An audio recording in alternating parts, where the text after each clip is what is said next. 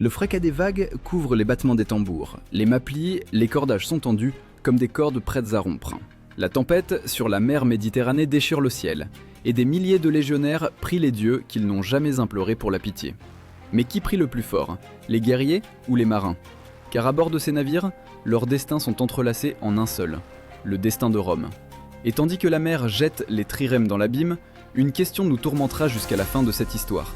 Comment des hommes, habitués à la terre, ont-ils enduré la fureur de la mer? Les historiens écrivent que pendant les guerres puniques, la flotte romaine atteignit une ampleur incroyable. Plus de 300 navires et plus de 100 000 hommes à bord. Polybe notait que lors de l'expédition en Sicile, une tempête au Cap Camarina détruisit presque toute la flotte. Ce ne fut pas une bataille, mais un combat contre la nature. Et les Romains perdirent. Sur ces navires se trouvaient non seulement des rameurs, mais aussi des légionnaires, des combattants terrestres qui étaient temporairement transformés en marins, comme si l'on forçait des tigres à nager. Rome appelait ces guerriers classiarii, des soldats de la flotte qui étaient souvent jetés dans l'abîme marin sans expérience ni préparation. Imaginez que vous êtes debout sur le pont d'une quinquérème, un colosse de 50 mètres avec 5 rangées de rames. L'air est épais de poids, de sueur et de peur. Une vague s'abat sur la proue, comme un bélier, et l'écume salée fouette le visage. En bas, dans les cales sombres, des centaines de rameurs sont assis par trois sur une seule rame, attachés au banc pour ne pas être emportés par-dessus bord. Ils entendent le navire craquer, comme si un géant gémissait de douleur. Le terme qui définissait l'ordre de mouvement de ces navires était ordo remorum, la formation des rames. Il donnait le rythme à toute la machine, où chaque main et chaque muscle servaient une seule respiration. Briser le rythme, et le navire se brise, comme un os sous un coup. La tempête pour le marin romain n'était pas seulement une calamité, c'était une épreuve de son corps et de son esprit. Tacite écrivait que le mal de mer brisait les légionnaires plus fortement que n'importe quelle blessure. Nausées, déshydratation, peur, tout cela privait de force même les vétérans ayant traversé des dizaines de campagnes terrestres. Et pourtant, les Romains ne renonçaient pas aux mers. Ils y voyaient non pas le chaos, mais un chemin, vers le pouvoir, vers la gloire, vers le blé d'Égypte et l'or de l'Orient. C'est la mer qui devait lier l'Empire, mais il fallait d'abord apprendre à la supporter. Les fouilles à Ostie, l'ancien port de Rome, ont révélé des amphores, trouvés dans des entrepôts engloutis, leur contenu figé, comme le temps. Blé, huile, poids. Tout cela empruntait des routes où chaque tempête pouvait se transformer en tragédie, et derrière chaque tonneau se tenaient des gens qui devaient lutter non seulement contre la mer, mais aussi contre eux-mêmes. Le légionnaire, habitué à la marche sous un soleil de plomb, se transformait en mer en prisonnier du roulis. Il ne pouvait s'appuyer sur la terre ferme, ne pouvait se redresser sous le poids de son bouclier. Ici, son ennemi n'était pas le fer, mais la vague. Plutarque écrivait que les marins, souffrant du mal de mer, imploraient non pas le salut, mais la mort, car leur corps cessait d'obéir. Et pourtant, quand la tempête se retirait, ces mêmes hommes reprenaient les rames, séchaient leurs manteaux et continuaient leur chemin. Parce que le devoir envers Rome était plus fort que la peur. On leur avait appris à endurer la douleur, mais la mer leur apprenait à endurer l'impuissance. Quand le ciel se déchirait au-dessus de la mer Méditerranée, les Romains comprirent pour la première fois le pouvoir de l'Empire ne se mesurait pas seulement au nombre d'épées, mais aussi au nombre d'hommes capables de survivre à la tempête. Mais la mer ne pardonne ni la bravoure, ni la discipline, et la vague suivante se levait déjà à l'horizon, celle qui allait changer à jamais le destin de la flotte romaine. L'aube sur Ostie, non pas le début du jour, mais une épreuve pour les nerfs. Sur les quais, le travail bat son plein. Cris des surveillants, grincement des poulies, odeur de goudron et de pois fraîches. Ici, parmi des centaines de navires, les légionnaires ne sont plus des combattants, mais des chargeurs, des charpentiers, des rameurs. Chacun sait, ce qui les attend au-delà de l'horizon est plus effrayant que n'importe quel ennemi, car la mer n'accepte pas les serments. Les historiens écrivent qu'avant les grandes campagnes, telles que l'expédition contre Carthage en 256 avant notre ère, Rome préparait des flottilles entières de centaines de navires. Selon diverses sources, jusqu'à 30 000 guerriers devenaient des classiarii, des soldats de la flotte. C'étaient les mêmes légionnaires, simplement vêtus de courtes tuniques et de sandales, capables de s'accrocher au pont, même sous la pluie battante. Leur tâche était de combattre après le débarquement, mais ils devaient d'abord survivre sur le navire. Les provisions étaient prises avec une précision à l'once près, par personne, 2 amphores d'eau, 1,5 livre de biscuits, un peu de vin et un morceau de porc salé. Tout cela était rangé dans des tonneaux qui servaient ensuite de siège pendant la tempête. Les archéologues ont trouvé à Ostie et à Carthage des vestiges de ces tonneaux avec les noms des légionnaires gravés, comme s'ils signaient d'avance leur propre cercueil. La personne la plus importante à bord n'était pas le capitaine, mais le navarchus, un commandant naval, le plus souvent un affranchi ayant l'expérience de navigation acquise dès l'époque de la guerre contre Carthage. Il était subordonné au praefectus classis, le préfet de la flotte, généralement issu de l'ordre équestre.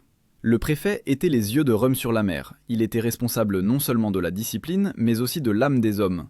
Sur les ponts régnait une peur qu'il était interdit de montrer. Le mal de mer était considéré comme une honte, car un soldat perdant le contrôle de son corps perdait aussi son honneur. Tacite écrivait que certains commandants forçaient les légionnaires à rester debout même pendant la plus forte tempête, afin de ne pas laisser la faiblesse les envahir. Mais les corps trahissaient la volonté. Ils se vidaient, leurs muscles se contractaient, leurs yeux pleuraient à cause du vent salé. Le bruit des vagues, le cri des mouettes, l'odeur du poisson pourri et de la poix, tout cela se mêlait au rythme des tambours qui donnaient le tempo aux rameurs. Ce son était appelé pulsus remorum, le battement des rames. Il frappait le cœur de chaque soldat comme le pouls de l'Empire lui-même. Rompez-le, et tout l'ordre s'effondrera. Pour tenir bon, les légionnaires établissaient leur propre ordre. Ils vérifiaient les sangles, graissaient les rames, répétaient les signaux. Les ordres étaient donnés par des drapeaux et des trompettes, car la voix humaine se noyait dans le rugissement de la mer. Un seul faux signal pouvait coûter la vie à des centaines de personnes. Ceux qui prenaient la mer pour la première fois perdaient souvent connaissance à cause du roulis. On les couchait dans les cales inférieures où l'air était épais de puanteur et d'humidité. Il y faisait une chaleur de forge et seul un rare rayon de lumière perçait à travers les écoutilles. Dans ces compartiments sombres, la mer semblait vivante. Elle gémissait, poussait, murmurait à travers les planches. Les guerriers, habitués à la terre, au pas sur la pierre ferme des routes, se retrouvaient soudain prisonniers d'un élément instable. Mais c'est précisément là que se formait une nouvelle force de Rome, la capacité de s'accrocher non pas à la terre, mais au rythme, à l'ordre, à la discipline. Quand le signal de la trompette annonçait la levée des ancres, le cœur de chacun battait comme un tambour. Les lourdes ancres de plomb et de bois, appelées ancorae, étaient levées à la main, sous les cris et le cliquetis des chaînes. C'était le moment où le chemin du retour était déjà fermé. À partir de cet instant, le légionnaire cessait d'être un guerrier de la terre, il devenait une partie du navire, de son corps vivant. Et quand les premières vagues se levèrent au large du cap de Sicile, la mer sembla vouloir éprouver chacun de ceux qui osaient défier son abîme. Les Romains ne savaient pas encore qu'une tempête attendait devant eux, qu'aucun capitaine ne survivrait. Mais à ce moment, en regardant l'horizon, ils sentaient, ce n'était pas seulement une navigation qui commençait, mais une bataille contre le chaos lui-même. Le soleil disparut soudainement, comme si quelqu'un avait recouvert le ciel d'un linceul de plomb. La lourde odeur d'ozone annonçait le malheur. La mer, encore calme il y a peu, commença à respirer, comme une bête prête à bondir. La flotte romaine, des centaines de navires, s'étirait sur des milles, et personne ne savait qu'une nuit les attendait, qui changerait à jamais le destin de ceux qui survécurent. Les historiens écrivent que la tempête au Cap Camarina en 254 avant notre ère fut l'une des plus grandes catastrophes de la flotte romaine. Plus de 150 navires disparurent dans les profondeurs. Polybe notait « La catastrophe fut si soudaine qu'ils n'eurent même pas le temps d'amener les voiles. Ce n'était pas un combat, c'était un verdict. » Sur les ponts, c'était le chaos. Les légionnaires, habitués aux rangs ordonnés, ne pouvaient se tenir debout. L'écume leur fouettait le visage, les rames se brisaient comme des roseaux. Le Corvus, le lourd pont d'abordage, dont les Romains étaient fiers lors des batailles navales, était devenu un piège mortel. Son bec de fer tirait le navire vers le bas, comme une ancre. La mer frappait avec une telle force que même les navarchis expérimentés perdaient leur orientation. L'ordre « amputat corvum » jetait le pont, résonnait dans toute la flotte. Des centaines de soldats coupaient les cordages, sauvant au moins une partie des navires. Mais la tempête les engloutissait déjà, une trirème après l'autre. Ceux qui se trouvaient en bas, les rameurs, les esclaves, les recrues, entendaient l'eau briser la coque. Le craquement du bois ressemblait à des gémissements. À chaque coup de vague, la cale se remplissait d'eau glacée, sentant le sel et la mort. Les gens essayaient de la vider avec leur casque, mais le flux était trop fort. Le terme qui décrivait ce moment de perte de contrôle était yaktura, le fait de se débarrasser d'une cargaison par nécessité pour sauver le navire. Tout était jeté, balistes, armes, provisions, parfois même des vivants, pour que les autres survivent. Ce n'était pas un ordre, c'était une panique, dans laquelle la discipline romaine craquait, comme des planches sous l'assaut de la vague. Le fracas, l'obscurité, les cris, tout se fondait en un seul son, où la voix humaine se noyait dans le rugissement des éléments. Les guerriers priaient Neptune et Jupiter, juraient de ne plus jamais prendre la mer. Certains se coupaient les paumes et jetaient leur sang dans les vagues, un ancien rite d'apaisement des dieux mentionné par Tite-Live. Mais la mer ne connaissait pas la pitié. Les rameurs attachés au banc ne purent se sauver. Leurs corps furent retrouvés plus tard, quand la tempête se calma, recroquevillés, comme s'ils tenaient encore la rame.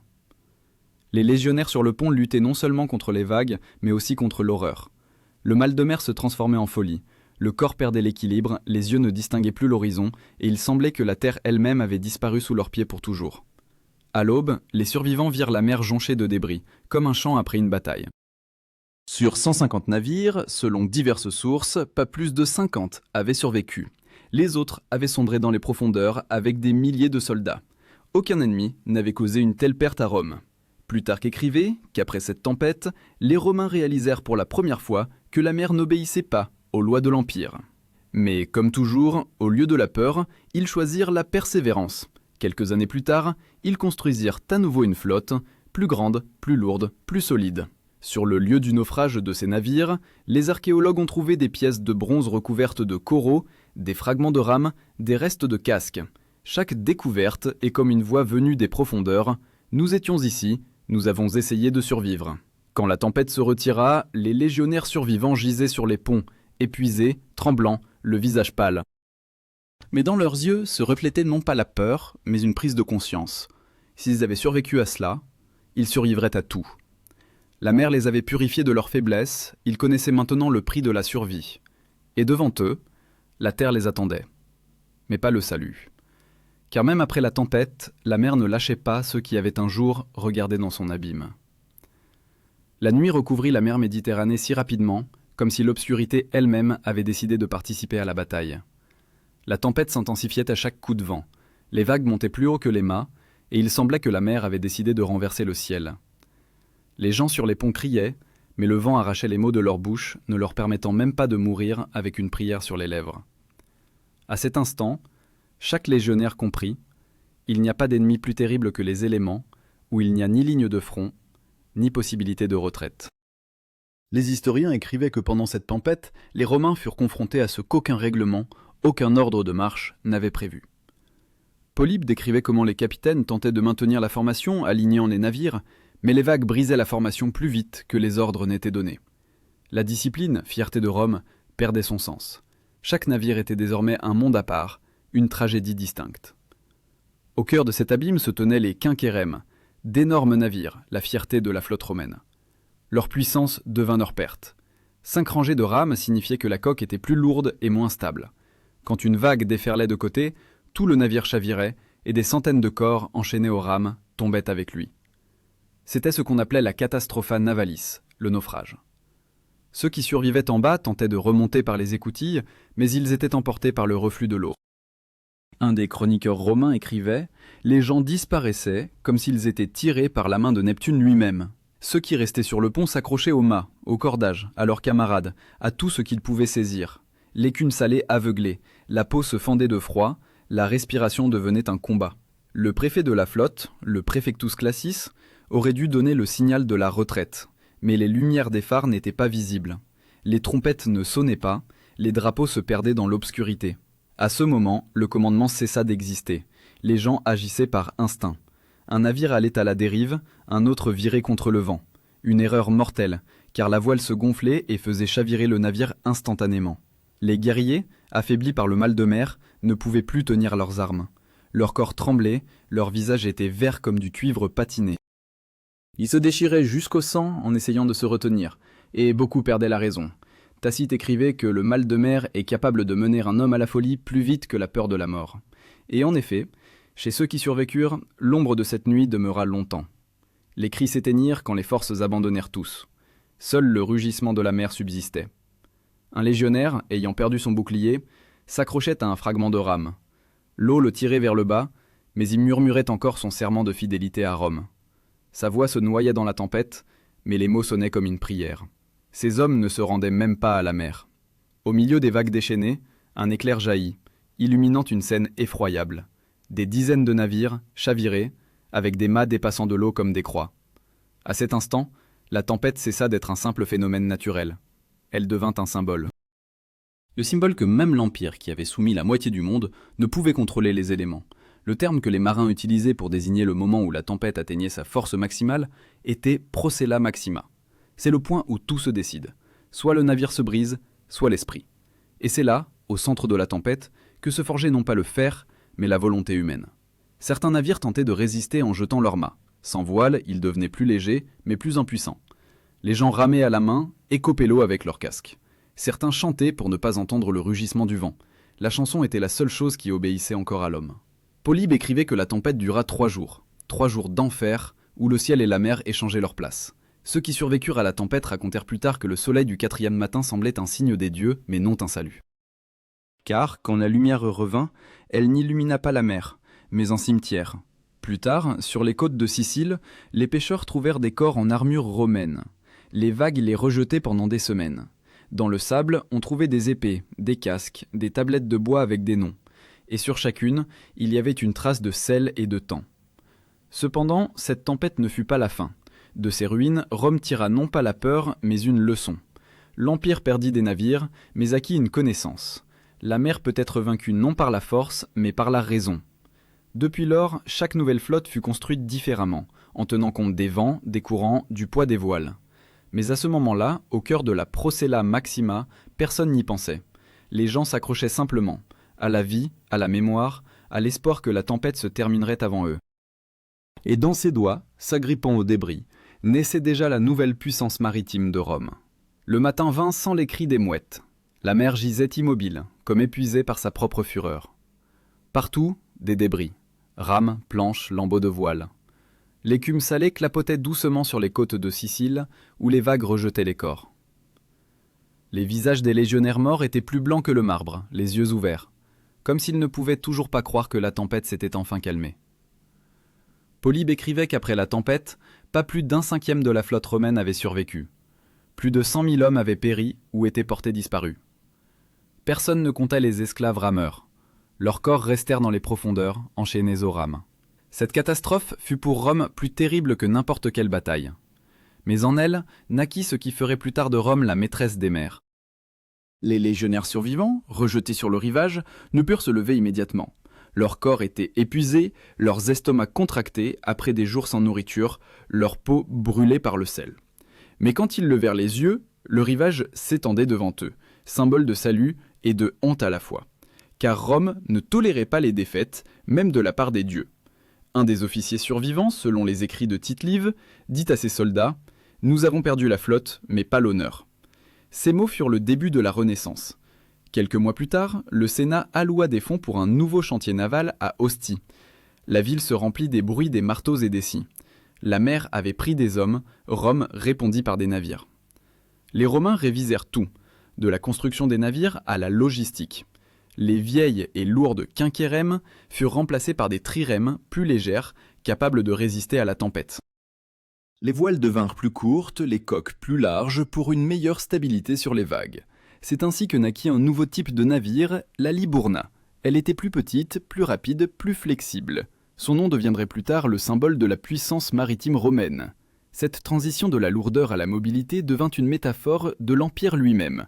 La mer enseigna aux Romains ce que la guerre ne pouvait enseigner, l'humilité face à la nature.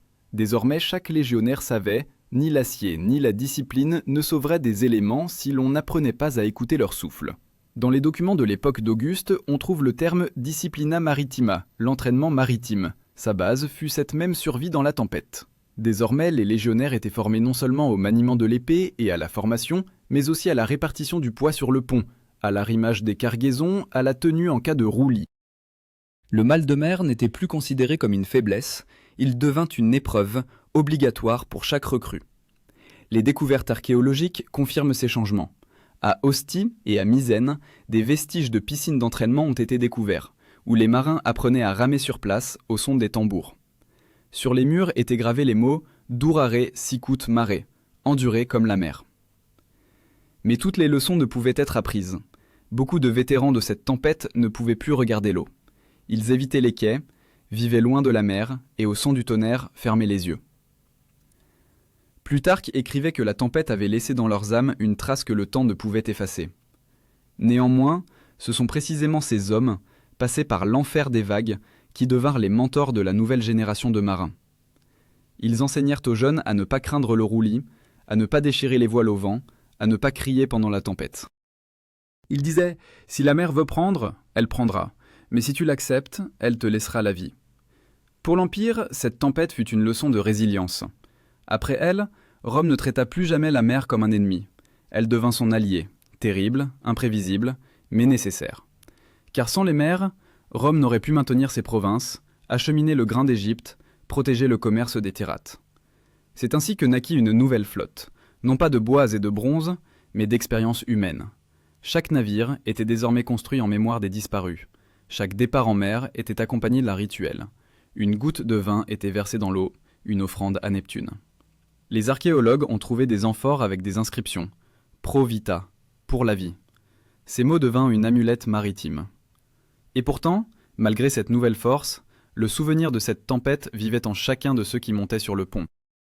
Chaque coup de vague rappelait « La mer ne pardonne pas la confiance, elle offre un chemin, mais exige le respect ».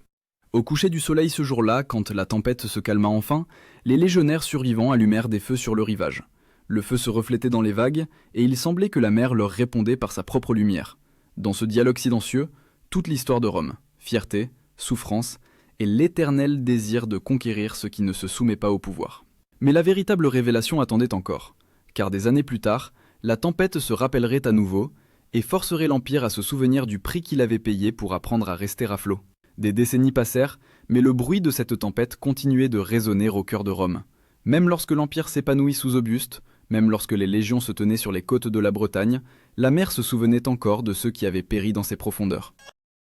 Chaque navire quittant Ostie emportait non seulement des cargaisons et des guerriers, mais aussi l'ombre de cette nuit où Rome apprit pour la première fois que tout dans le monde ne se soumettait pas à sa volonté.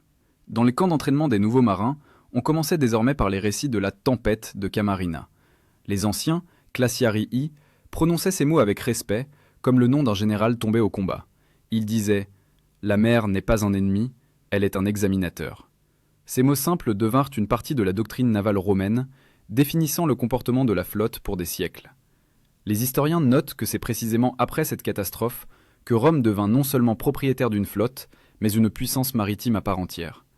La création de bases permanentes, Misène, Ravenne, Baïse, fut la réponse à cette leçon.